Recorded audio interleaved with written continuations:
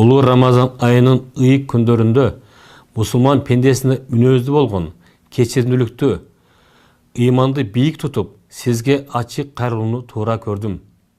Менин бул чечимиме 1-май күнү кичи мекеним болгон Кара Суу районунда маркум Исмайыл атабыздын жаркын эрелесине арнап, көп жылдан бери үй бүлөлүк салтыбызга айланып калган спорттук чоң иш-чаранын өтүшүнөн кийин бир катар сизге таандык болгон жана сиз менен тилектеш айрым массалык маалымат каражаттарынын коомчулукка бир беткей кароолоолорду түрткү болду. Анткени аталган салтанаттуу мареке түпкүлүгүндө эч кандай саясаты жок эле, бизди тарбиялап өстүрүп, эрежеге жеткирген, кадыры калкына сиңген атабызга түбөлүк таазим көрсөтүү менен бирге өз өрөөнүбүздүн элине майрамдык маанай тартуулап, жаштарыбыздын спорттук шык дараметтерин арттыруу максатында көздөйт. Тилекке каршы жумурткадан кыр издегендей, ага саясий боек сүртүп, биздин үй бүлөбүздүн аброюна шек келтирип, бир бетке кара өзгөлүк менен ыксыз каралап, коомчулукка чагым иретинде бурмалап чагылдырууга далаттанган сиздин айгачыларыңызга жол болсун. Андыктан биз мындай ыпластыкка чыдап, унчукпай тура албайбыз. Буга биздин атанын уулдары деген бийик атыбыз, ар намысыбыз жол бербейт.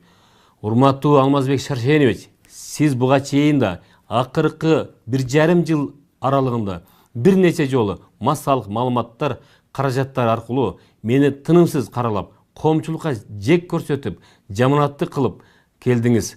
Табиятыман тарбиялык мүнөзүм менен унчукпастан сиздин мурдагы мага кылган жакшылыктарыңыз менен колдоолоруңузду эске алып, сабырдуулук менен карманып келдим. Анткен сайын сиз адамгерчилик чектен ашып, токтобой баратасыз. Ачык айтып баса белгилегим келет. Сиздин 6 жылдык президенттик бийлигиңиздин тушунда деле атабыздын элесине арналган жогорудагы турнир тынымсыз өтүп келген. Эсиңизге салсам, убактыңыз тартыш болуп, ордуңузга премьер-министрди баштап, эң жакын кишиңиз Икрам Илменов досум коштогон командаңыздагы жоон топ адамдарды өзүңүз жөнөтүп жүрбөдүңүз беле? Сиздин командаңызга кошулганыма чейин жөн гана Райымбек болсом, кийин эле сиз Райым Миллионатка кондурдуңуз. Аллахтын колдосу жана жеке аракети менен бажы тармагында катардагы инспекторлуктан тартып, бир катар кызматтык тепкичтерди басып өтүп, Ош бажысынын башчылыгына чейин жеттим. Кийинчерээк сиздин жеке колдооңузга, ишенимиңизге арзып, жыл сайын мамлекеттик план тапшырмаларды ашыгы менен аткарып, иштеп жүрдүм. Сиз муну жакшы билесиз. Буга ошол кездеги бажы статистикалык маалыматтары далил.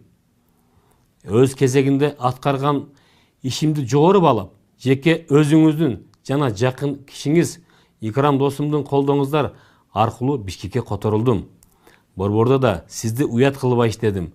Командаңызда эң ишенимдүү адамдарыңыздын бири болуп жүрдүм. Дегеле 2010 жылдан тарта сизге жана сиз башында турган партияга ар тараптуу көмөгүмдү берип, колдоо көрсөтүп келдим. Ошонун негизинде сиз мени жакын мамиледе болуп, үй бүлөлүк сыйыбызды көрсөтүп, Раматылык апабыздын колунан чай ичип, батасын алдыңыз. Анан эле экөөбүздүн ортобуздан кара мышык аралады. 2017 жылы октябрь айында кайнежем менен кызыңыз унаа токтотуучу жайлардын биринде орун талашып, урушуп кетти. Анын кесепети мага тийди. Кайнежем көптөн бери 5 убак намаз окуган, дин жолунда жүргөн, ыймандуу аял болгондуктан жөнү жок эле жаңжалга аралашпасы керек эле. Эки аялдын чатагынан кийин мага болгон мамилеңиздин 100%га өзгөргөнүнө таң каламын. Жаңа шайланган президентибиз кызматына киришерден бир күн мурда 2017 жылдын 23 ноябрында мени кызматтан алдырттыңыз. Өкүнүчтүү Мухаммед пайгамбарыбыздын хадисинде айтылгандай, жоону жеңген батыр эмес, ачуусун жеңген батыр дегенчелик боло албай, ачууга алдырып, өзүңүздүн бийик даражаңыздан менин деңгээлиме түшүп алдыңыз. Ошондон бери мен мамлекеттик кызматта эмесмин.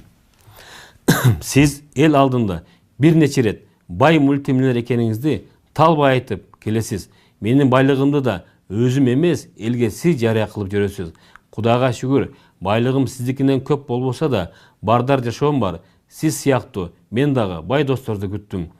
Бир туугандар менен бирге үй бүлөлүк бизнес түздүк, аны өнүктүрдүк. Сиз экөөбүздөгү байлыкты Аллахтын сыноосу деп билемин. Андыктан Аллах берген байлыгымдын теңин элим менен бөлүшүп, ар дайым элимдин жеңилин жерден, орун колдон алуу менен бирге бир катар соопчулук иштерди жасоого аракеттенип жүрөм. Таң калыштуусу, менин жана менин үй бүлөмдүн байлыгы сизди 2017 жылга чейин кызыктырбай, сиз президенттен кеткенден кийин тынчыңызды бузуп, кыжаалат кылганды түшүнбөйм. Урматтуу Алмазбек Шаршенович, сизге ачык кайрыламын. Убагында мамлекетке өз кызматымды өтөдүм. Сизге да колумдан келишинче чоң ишеним менен кызматымды кылдым. Мындан ары азыркы президентибиз менен болгон өз ара мамилеңиздерге мени аралаштырбоону суранамын. Аягында айтарым, мага карата ыксыз каралууну калпты чындай кылып жаманатты кылууну токтотпосоңуз, мындан ары жөн отурбаймын. Сиз менен күрөшүүгө менде да жетиштүү маалыматтар жана күч кубатым жетишерлик. Сабырлуу болсоң озорсуң, сабырсыз болсоң осолсуң дегендей, улуу Рамазан айында сизге ыйман жана сабырдуулук тилейм.